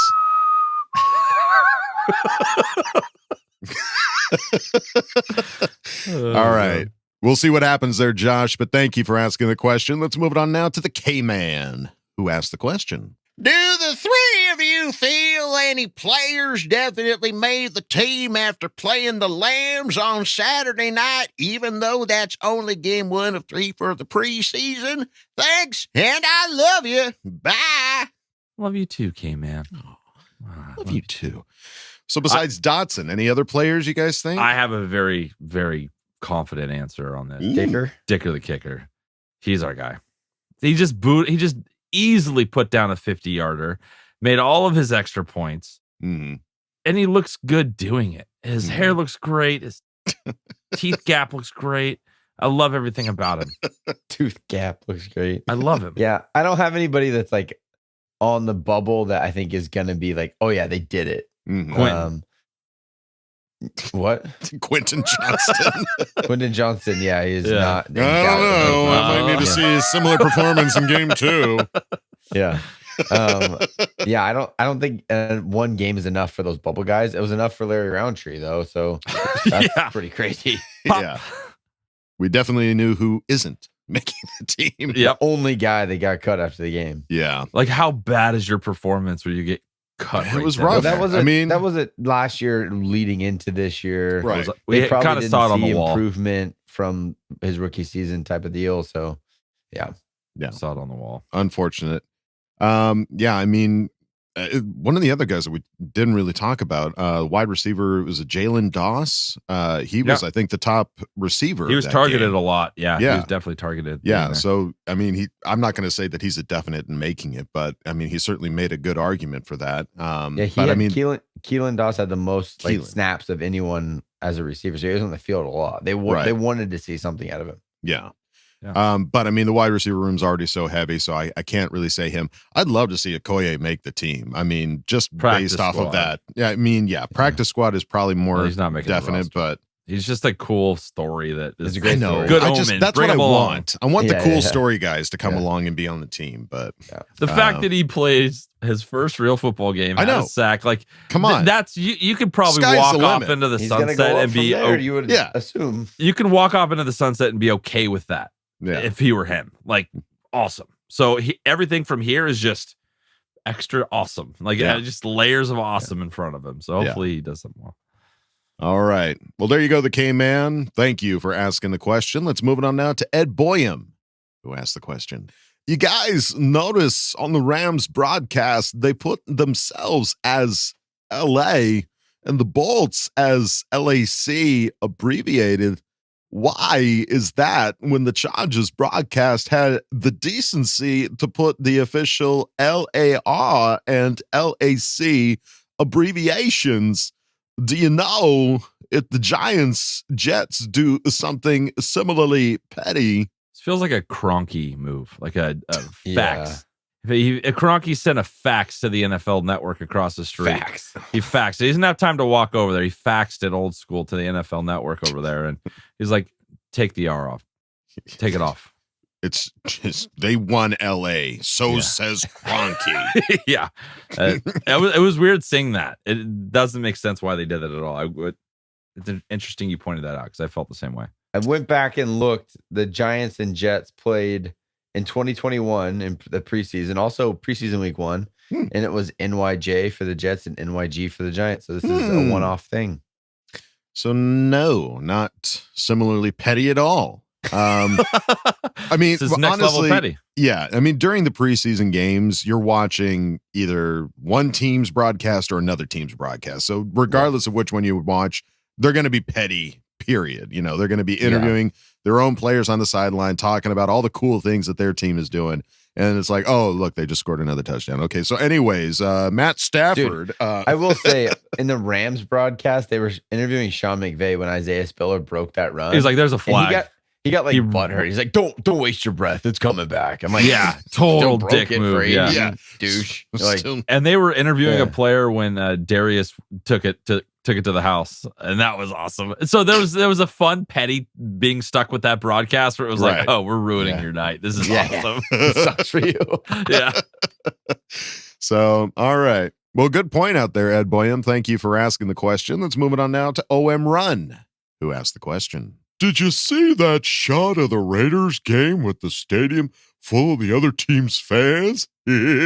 Sorry, not sorry. Going to Vegas was the worst thing that they could have possibly done. Oh my God. That is so that was good. I would say 95-5. 49er fan, yeah. 95% of that was 49er fans, for sure. It was all red. Yeah. It's just so funny that that's all Raider fans would say. Like, honestly, like, you would spend time at these games and you would go talk to one of them and be like, "At least we have fans." Well, look at you now. You know, you have fans, but they don't show up to the game. So, why I'm is that? sorry. Because you moved this. Because you moved to Las Vegas. And the tickets are too expensive for you, apparently. Yeah. So, sorry, not sorry. Suck it. Family trust respect. Family trust respect, baby. OM Run, thank you for pointing that out and asking the question. Let's move it on now to Swipe Up Visuals. Swipe Up. Who asked the question? Oh my God, guys, that offense was so good. Easton Stick looked solid. The offensive line looked better, even when it was with backups. And OMG, guys, that defense looked solid. Darius Davis and Dicker, the mother freaking kicker, being so efficient. Here's my question. What are you going to do with Dustin Hopkins? He apparently hit a 63-yard field goal in warm-ups, but Dicker has been more efficient. Anywho's, family, trust, respect, and care, love you, bye. P.S. Graphics will come out hopefully Monday. The victory edit will be out, that is. And as usual, the game day one on game day. His stuff's really great. You guys got to go follow Swipe of Visuals. He does. Yeah, really we cool got to stuff. see if he follows up with that ram head decapitated on the ram. I hope so. That'd be just a really big necklace at the end of the year. Yeah, Mr. Hopkins. What do you do? It's like a Viking funeral, man. Just set him out and fire the arrow with flame. If you are that confident, you'd let him go as early as possible, just out of respect for him and what he's done for the team. That's true. Yeah. Allow him to try to go find somewhere else to make a team. Because if you already decided that Dicker's the guy, then you just move on. You just straight up cut ties and let him go try to do something. And maybe speaking out of turn here, but I think he had a stipulation in his contract where if he's on till a certain point, then they save money. But if they cut him early, they have to pay him something. So I think they're kind of stuck in a weird. Kind of working against him, huh? Yeah, I think they're in a weird situation with him, and he just hasn't been practicing. I think you might be right, Kev. He hasn't been practicing, and he's just not out there.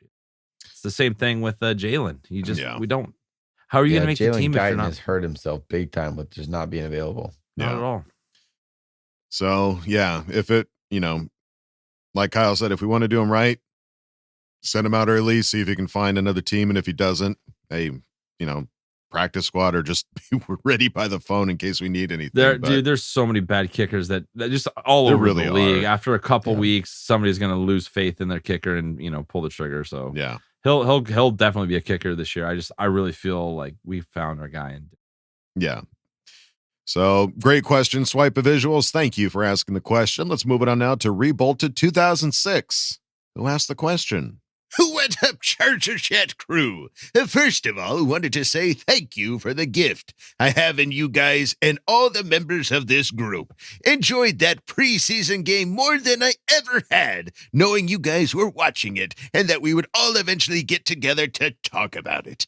Good to see Coach put QJ back out there for the TD. That'll give him some good confidence heading into next preseason.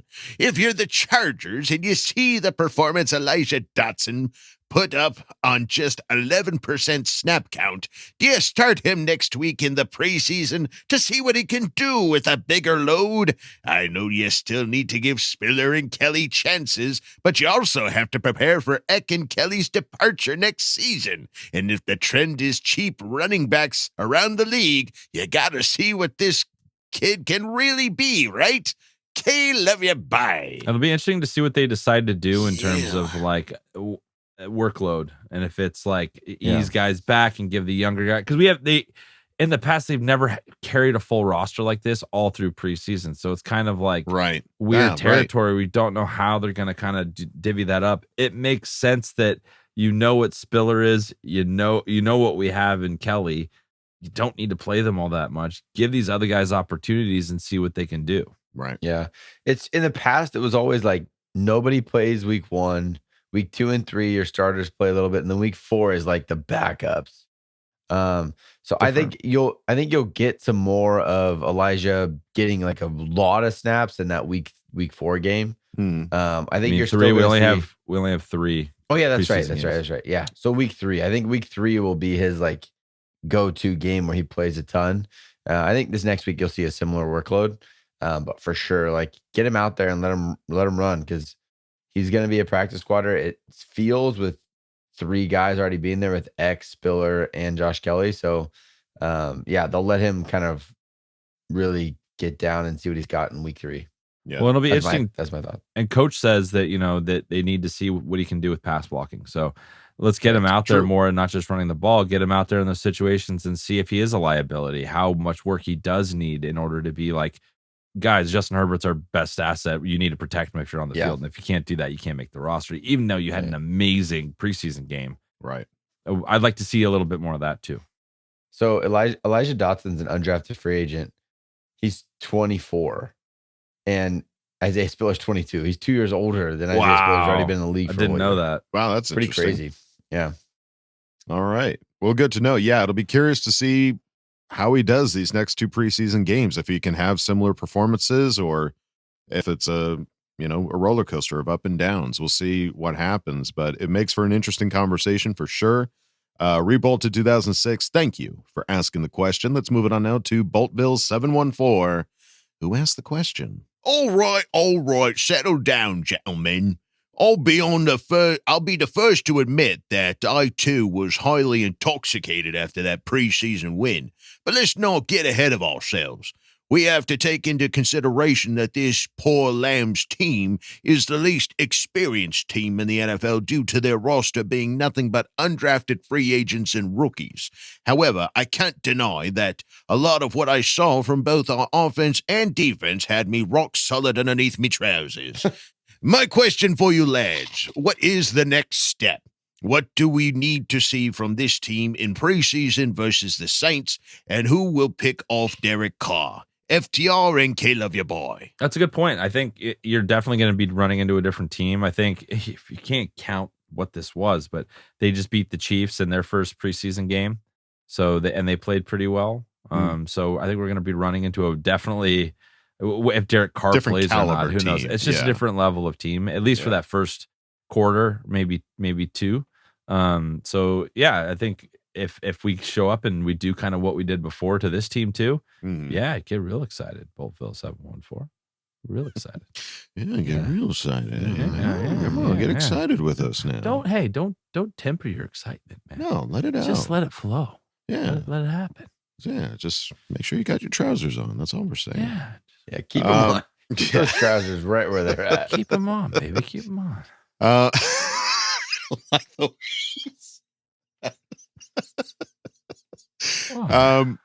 Yeah, let's see if it continues on to a different team. It is interesting that it was the Rams, and the Rams are truly just like they're like 80% rookies, like on that team. Like it really is kind of impressive. I'm not even mad. I'm kind of impressed. So we'll see how they do against New Orleans. But great question, Boltville 714. Thank you for asking it. Let's move it on now to Hank Zilla, who asked the question. Well, let me just say, happy birthday, Kevin. You know, birthdays are a time to celebrate, reflect, and maybe even take a good hard look at where you're heading in life. So here's to you, Kevin, and may this year be filled with all the joy, growth, and success you deserve. You know, I gotta tell you, I see a whole lot of folks out there, especially those passionate fan bases, hollering about their quarterbacks, but truth be told, sometimes we're just putting on a show. Now, take Tua, for example. Folks are saying he can't quite throw a spiral past 10 yards, but bless their hearts, they're calling it as he won't overthrow his wide receivers. Ain't that a twist? Now, when it comes to them Charger fans, we might just be looking at some strengths that could use a little reality check. You know, it's like my grandma used to say, sometimes we're slapping a shiny coat of paint on what really is just a rusty old bucket. Take young Justin, for instance. His fear of turnovers, well, it might just have him playing it safe to the point of being overly cautious. But hold on tight, because that big old contract of his seems to have unleashed something. He's ready to throw that pigskin around like the true stallion he's meant to be, with his mane flowing and cup size bigger than Texas. Remember, folks, it's good to see the strengths, but don't go ignoring them weaknesses now. Ain't nothing wrong with a little dose of reality. What do you kind gentlemen frame as strengths when they may actually be lurking weaknesses? Team-related, of course, but hey, personal life if you're feeling extra deep this week. As always, family, trust, respect, but as a bonus, FTP, a.k.a. F*** the porpoises. Okay, love you, bye. I don't know what's up with my algorithm on X now or Twitter, whatever they're calling it, but I get a lot of these crazy, like, Dolphins tweets that, like, are you joking? Like, I can't tell if you're being serious real right now. Yeah. Or you're being real. You're saying some wild stuff, man. Yeah. And I'm going to send you like a funny GIF and see how you respond to it, because we're joking, right? You're playing. Right. Right. We're throwing jokes, right? Right. And then, no, they're not at all. No, really. He's not going to overthrow his wide receivers, and that's why he's a better quarterback than Justin Herbert. Yeah. He throws with his left arm to give everyone a chance. I heard that today. What does that even mean? Somebody posted that today, because he's a righty on everything else, but he throws left because his dad made him play left-handed. And that is going to like even the playing field, is what this guy was saying. Holy smokes. I'm telling you, dude, there are some delusional Dolphins fans out there. It is wild. And they do not want to hear from us at all, because they could have had him before Justin. You could have had Justin Herbert. Yeah, you have to double down. It's one of those you never forget. You know what I mean? Yeah. It's like, this is every time you see him play, you're going to get mad. Yeah. Yeah. Not because of how he's playing. It's just because you could have had him and you guys didn't. Well, it was like our lifelong anger towards Eli Manning, you know, like, and that was a little bit more personal, but like when he won Super Bowls, it's like, well, he didn't win the Super Bowl. The Giants were just good. Like, Phillip would have won the Super Bowl too if he was on that team. Like, that was always our take. So it's the same take. It's just a bad take. Like, you're going to look back once they're retired and be like, yeah, that was a bad take. Yeah, I blew it. So, yeah, I mean, as far as strengths when they may actually be lurking weaknesses, I don't know. I have a hard time trying to like the only thing I can think of, and this might not be answering the question, is a top heavy roster, because we have we have guys that are getting paid so much money at the top of our roster. Yeah. Instead of trying to build it a little bit more even, And does that affect your depth? Dude, so that's the only thing I can think of that you could look at. Fucking Olay, if I've ever seen one. Woo! Question went right on by. That was nice, such Kyle. Good guys at the top. Yeah, that was some nice. say too good. Olay. Yeah. I'm just trying to think. Honestly, I don't really Justin's have a lot. too that attractive, and it might lead to distractions off. That was field, just a pretty dominant performance, man. Yeah. And like, I think if anything, it's just I guess Foster Sorrell, he kind of didn't perform that highly against some of later in the game. Yeah. Which it seems like the strength of our offensive line is those guys being healthy. But if Foster Sorrell has to play a lot, I know we worked with Duke Manyweather and it's only one preseason game, but there were some mental mistakes.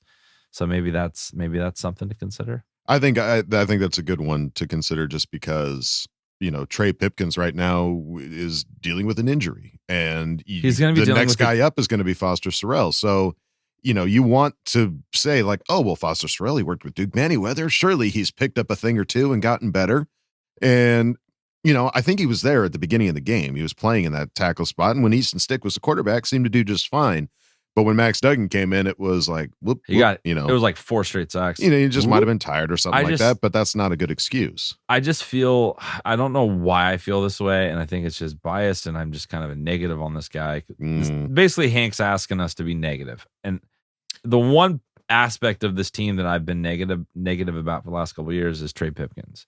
I just don't feel the same way everyone else does about him. I don't know if he's going to be able to stay healthy for a whole season. I know we're going to be missing him certain games, and I know Foster Sorrell is going to be playing. Yeah. So if anything during this preseason, I'm watching Foster Sorrell like a hawk, knowing that he's going to be banged up and have to play. Yeah. So that's a negative, I guess. Sorry. No, I mean, it's understandable. He had a surprising season last season that made us go, wow, hey, where's this Trey been? And we'd love to see that continue on in this next season. If he can come out and prove us wrong once again, please. Let's go, Trey. We'd love egg all over my face. We'll take the egg everywhere. All of it. Over easy. Hank Zilla, thank you for asking the question. Let's move it on now to XX Kavon, who asked the question. If you can go back and tell your 16-year-old self anything, what would you tell him? Lottery numbers? That'd be a good one, yeah. Don't sign up for that credit card. Put it down. Put the credit card down. Read. I don't know. I don't really have a lot of redos I want to do at 16. What do you think, Kyle? Just go for everything. Yeah. Don't be afraid of anything, because you'll regret it. Heroes live forever. Earlier, legends never die. I don't know. I don't know. I don't have anything good for that. I should have looked at that before the episode. Should have been one that was tossed out. Just no regrets in your life. Nothing you would tell your 16-year-old self. I don't know. It's hard to look back at life and think about regrets because regrets. Look at Kyle doing the gritty.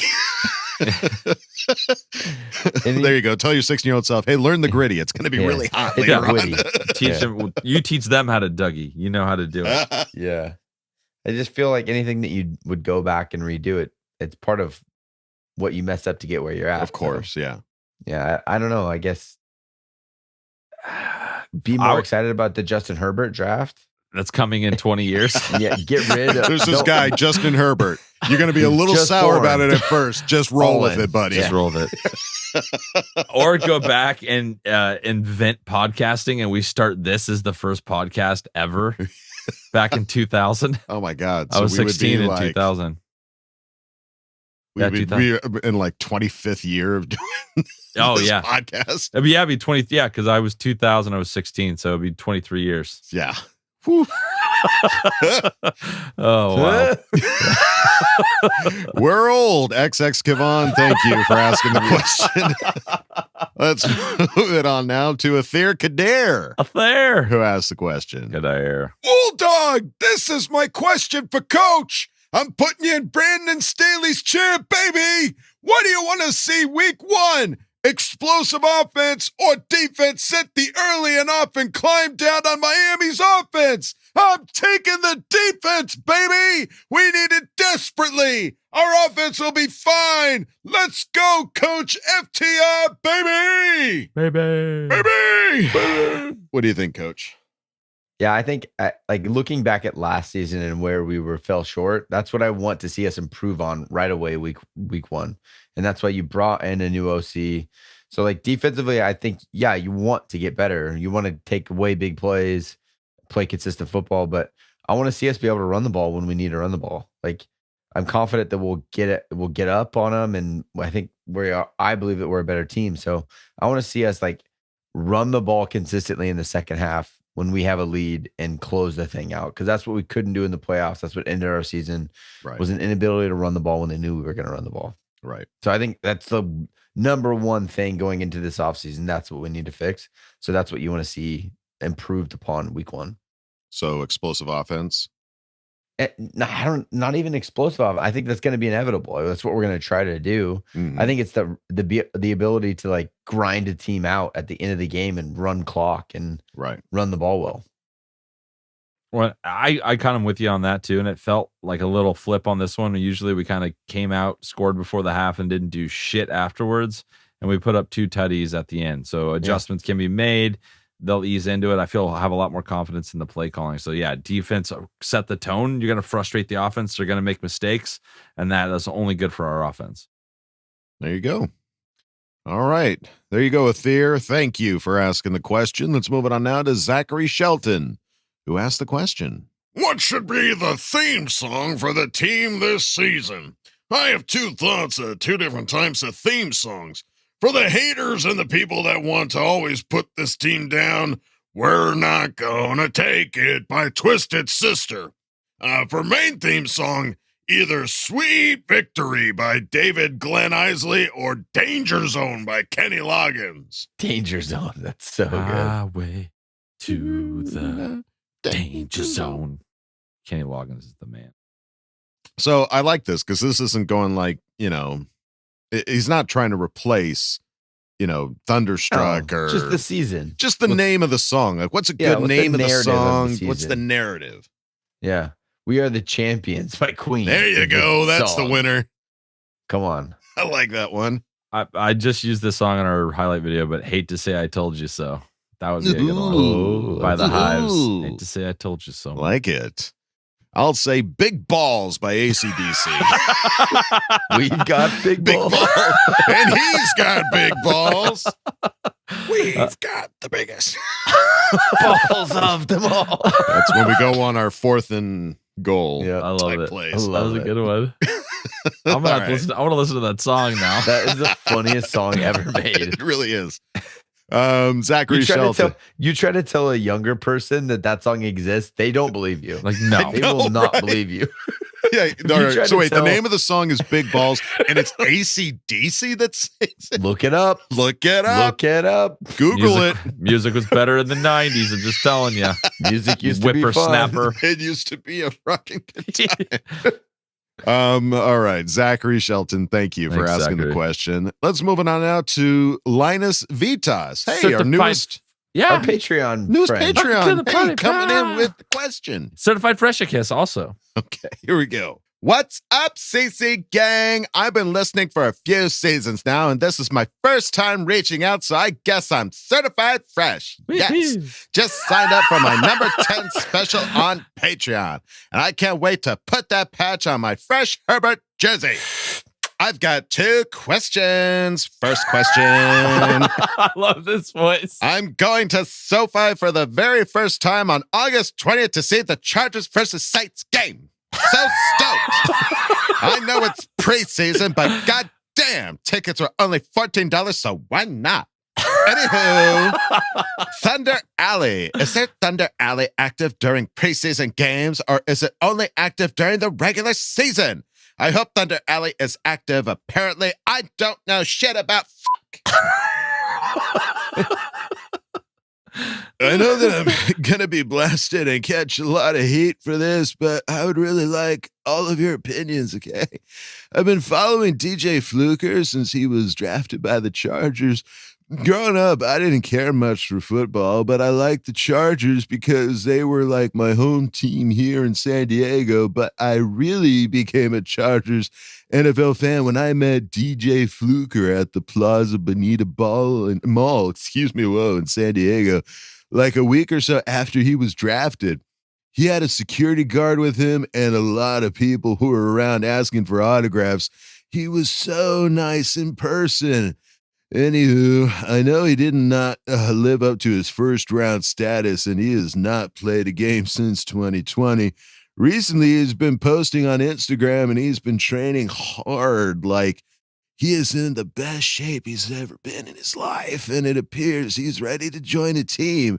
He appears to be much thinner, stronger, and faster. He looks like a completely different athlete. The question, all right, here we go. If the price is right, would you sign Fluker on the low as a depth piece in case Pitkins goes down? Before you say hell no, I ask that you please check out his Instagram account and then give me your answer. Okay, your thoughts, dude. Keep up the great work, man. Family, trust, respect. Nah, f*** that. F*** the Raiders, f*** the Chiefs, f*** the Broncos. Bolt fam all day, dude. Love your new friend, Linus. Love you, bye. All right. Well, Linus, what a hell of a friggin' came out good script, baby. Script, man. With great voice choices. You went full snappy on your first question. Really yeah. Hell yeah. Never go full snappy. Never go full snappy. Except you're snappy. But to answer the question, I honestly don't know because I've never been to a preseason game. Do they still do Thunder Alley? Yep. Oh, they do? Oh, perfect. Yeah, dude, the players got to get ready for the season. The refs got to get ready for the season. We got to get ready for the season. I'm seeing all the Dire Bowl Club guys talking about how excited they are to get Thunder Alley. And right next to it, I got to shout out the Snappies. Lightning Lane right next door. There's a lot over a little there. more family friendly in Lightning Lane. A little more low key, a little more lot of beer, a lot of chugging, a lot lot of beer bongs. It's still fun, but dude, it's the best. It's a little bit more like there's more ready for those. you have to do. But the fact that it's your first time, enjoy the shit out of it. Yeah. It won't be week 1 level, but it's gonna be like the nice warm up. Probably a good time to go for the first time. It won't be that overwhelming. Yeah.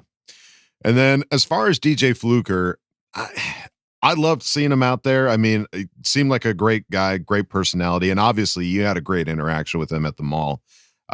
Super sweet guy by the sound of it. So I can't say I've never met him, but there's something about a guy being removed from the game for so long. It's great to see that he's actually trying to make an effort to come back in. But I got to imagine that if the Chargers were interested, they would have, made the call by now. If he comes and he goes, hey, give me league minimum and I'll come and just try out. Let me have a couple of practices. Yeah. The guy was a first round draft pick. Alabama. Like, for God's sake, like, he has talent. Like, you don't draft the guy if he just can't do nothing. Right. You don't pick him in the first round. So the guy has ability. He has popped around on teams. He was on the Seahawks for a while. He was on the Giants for a little bit. Right. Yeah. I remember that. So I don't know. Like, if the price is right, like, it's like a league minimum type of deal. And we already have a guard / tackle on our team that is just, he's not going to make the team. I wouldn't be like, oh my gosh, what are we doing? Yeah. Call it. Season's over. Pack it up. Yeah. I mean, it's not as if you're telling me, should we go and give up things to get him? Absolutely not. But no, yeah. If he's willing to come on and give a shot and he looks like he's in shape and he might have something to offer, then I don't see why you wouldn't. But I would not be willing to bet anything on DJ Fluker being on the Chargers this year. Right. I can almost guarantee that we've never had a first round pick of a Charger that we let go before signing him to a new contract. Then we will then bring back again 8 years later. It's just first time for everything. It just doesn't happen. So I wouldn't get any level of excitement about bringing DJ Fluker on this team. Right. I just don't. There's a clear reason why the Chargers didn't re-up him, and they have all that information. A lot of these guys come on to teams because they let's give this guy a shot. They know everything they need to know about him, and that's why they didn't resign him. So I think that's Tommy T's the one that drafted him. Yeah, so it's pretty clear that I just don't think it'll happen. Yeah, good question though. That's a great question, and obviously, we checked out his Instagram, and geez Louise, the guy's a mountain of a man, and I wouldn't want to, I wouldn't want to fight him. But he had a great block. I think he choke slammed a Raider or something. I remember back in the day, he had a block that was like, whoa, dude, freak athlete. So, I just don't think it'll happen. Yeah. Great questions though, Linus. Yeah, dude, coming out of the gates. Great intro, buddy. Love to see you on the the next episodes. Thanks for the Patreon subscription. Yeah, huge thanks, brother. Best. The patch. Enjoy that patch. Yeah. Let's move on now to Bolt Up Cat. Cat, who asked the question. Hey, Charger Chat fam, how in the hell are ya? That was a solid preseason win for our boys. I'd say the highlights for me was seeing some of the run game action and Dotson with the 2 TDs. I wasn't expecting that, so it was an awesome surprise. Also, the punt return by Davis, both of them looked untouchable. Woo-wee! We got the need for speed, LOL. Here's my question. I'm planning to go to the Chargers at Kansas City game, and I was curious who the Chiefs were playing the week before we played them. So I was looking at their schedule.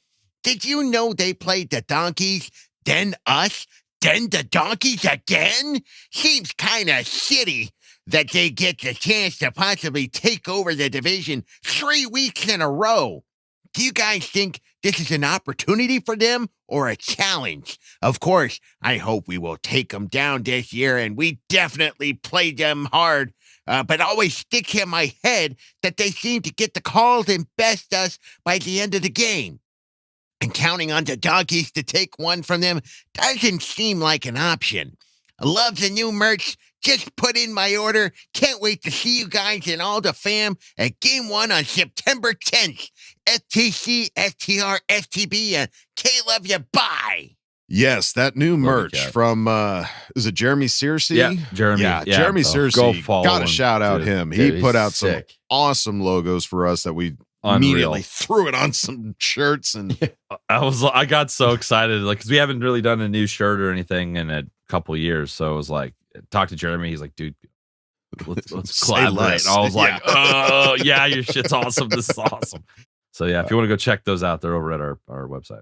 most definitely. And it's interesting that I don't, that's such a short weird. time.